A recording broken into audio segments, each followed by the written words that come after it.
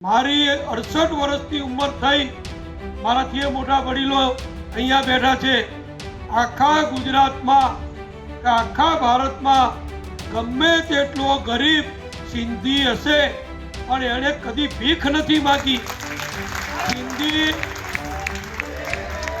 સિંધીઓ મહેનત કરે પણ કદી ભીખ ના માગે, ભૂખ્યા રહે પણ ભીખ ના માગે અને પ્રગતિ કરતા કરતા આજે સિંધીઓ ખૂબ મોટા વેપારીઓ બન્યા છે, ઉદ્યોગપતિ બન્યા છે અને અનેક ક્ષેત્રોમાં રાજકારણ સહિત એ સિંધીઓ આગળ આવ્યા છે। લાલકૃષ્ણ અડવાણીજી, તમે બધા જાણો છો કે દેશના આપણા ગૃહમંત્રી બન્યા, નાયબ વડાપ્રધાન બન્યા, અટલ બિહારી વાજપેયી જોડે કામ કર્યું।